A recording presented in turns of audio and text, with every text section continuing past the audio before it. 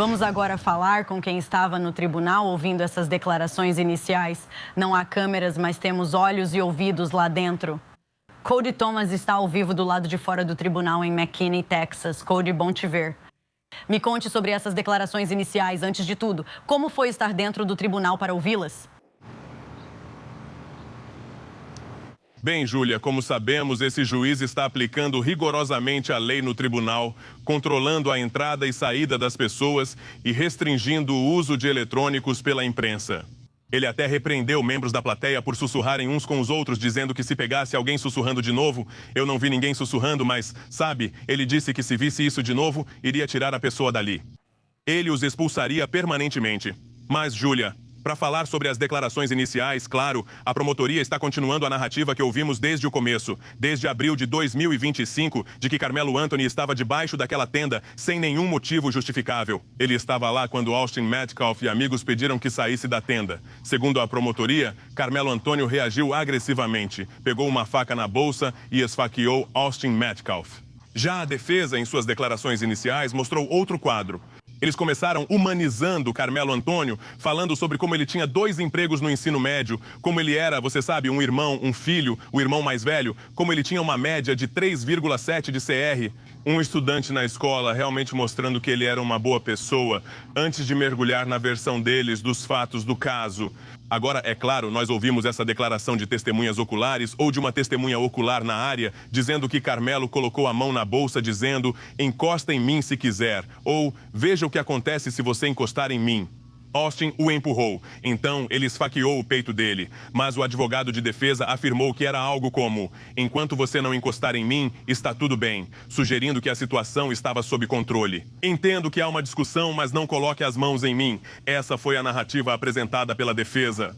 Eles também disseram que Carmelo estava debaixo da tenda porque ele estava vendo alguém que conhecia, uma amiga que ainda é namorada dele hoje, alguém com quem ele já tinha contato, alguém que ele reconheceu.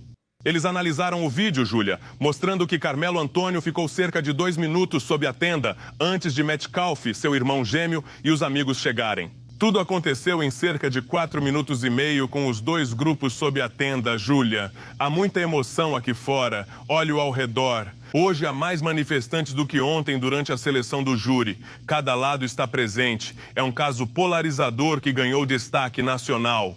Mas aquelas declarações de abertura foram definitivamente impactantes de ambos os lados. Cody, somos muito sortudas por você ter conseguido compartilhar conosco o que está acontecendo dentro daquela sala de audiência. Conte-nos mais sobre o vídeo de vigilância, porque suas anotações sobre isso foram muito interessantes. O que você conseguiu ver? E também entendi que houve uma reação da família da vítima quando aquilo estava sendo exibido. Sim, Júlia. Na declaração de abertura, eles falavam do vídeo de vigilância. E, claro, todos querem ver o vídeo. Não vimos nada.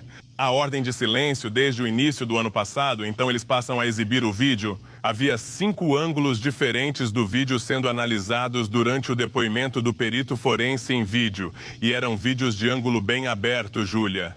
E a testemunha teve que explicar como foi preciso usar um software para dar zoom e tentar deixar o vídeo o mais nítido possível. Mesmo assim, Júlia, não vou mentir, ainda parecia embaçado e nebuloso. Isso ajuda a criar o clima. Você vê o que está acontecendo, mas a promotoria afirmou que não seria possível identificar ninguém com precisão, embora tenha chamado Carmelo de pessoa de interesse no vídeo e Austin Metcalf de vítima.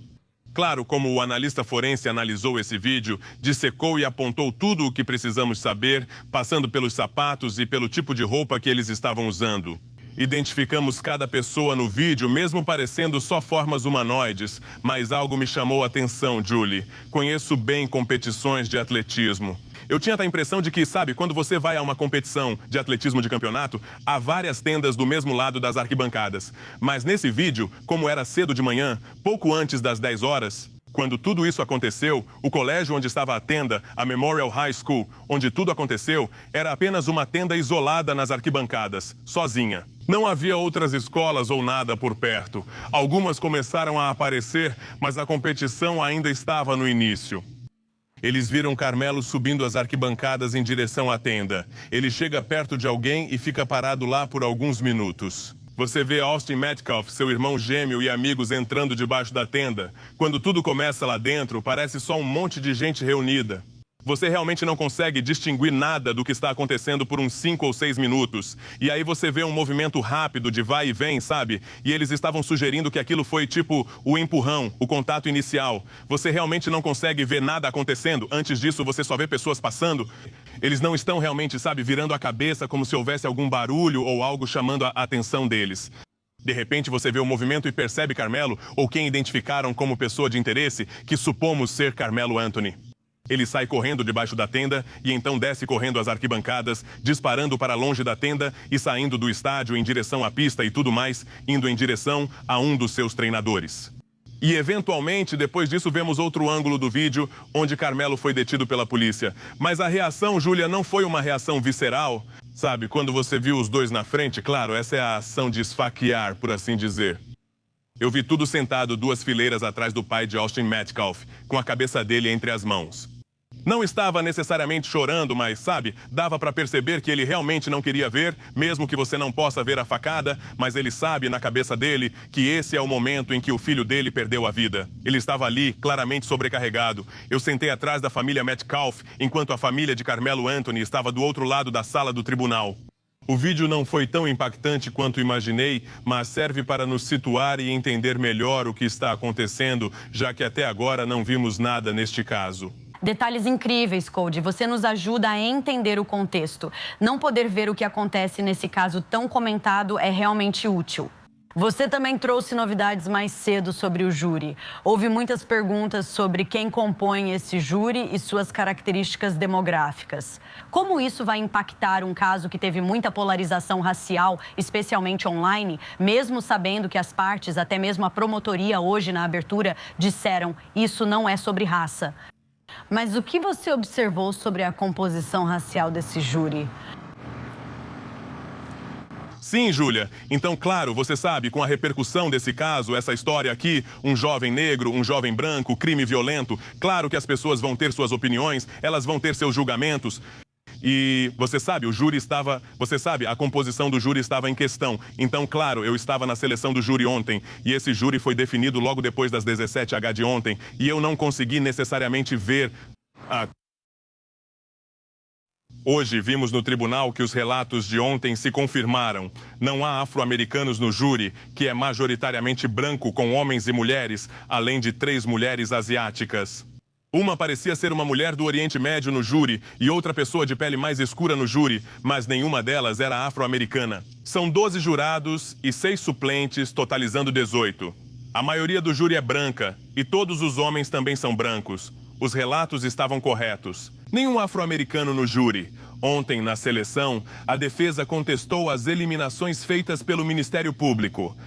No grupo passível de dispensa, havia 3 juradas negras que o Ministério Público queria eliminar, e isso teria sido todas as juradas afro-americanas disponíveis naquele momento. O Ministério Público afirmou que não eliminou por motivo racial, mas sim ocupacional, pois todas eram educadoras e isso poderia causar parcialidade, já que o caso ocorreu em uma escola.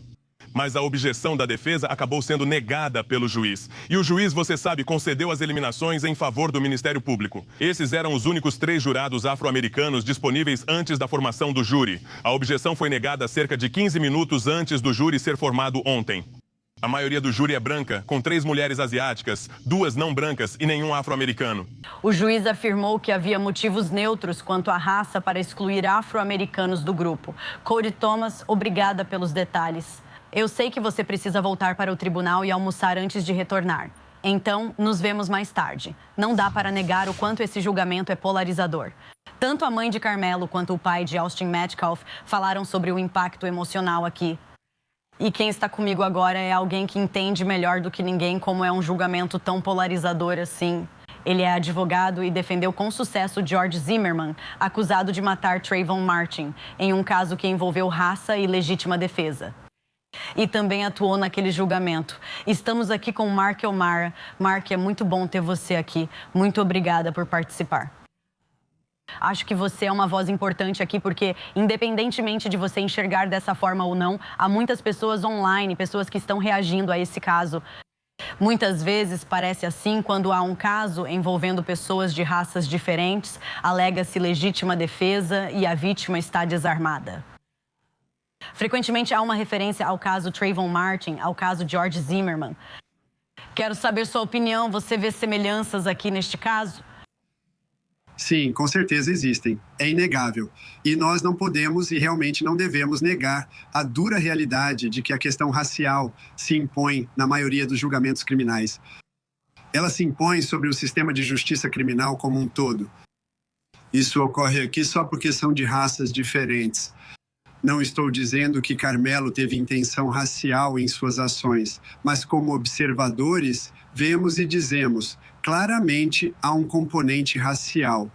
Pode não ter passado nada pela cabeça de nenhum dos dois no dia em que isso aconteceu, quando essa tragédia ocorreu. Mas nós olhamos para isso como advogados e como comentaristas e dizemos que precisamos estar atentos a isso, porque sabemos, e eu venho argumentando há décadas, que existe um viés inegável no sistema de justiça criminal contra jovens negros.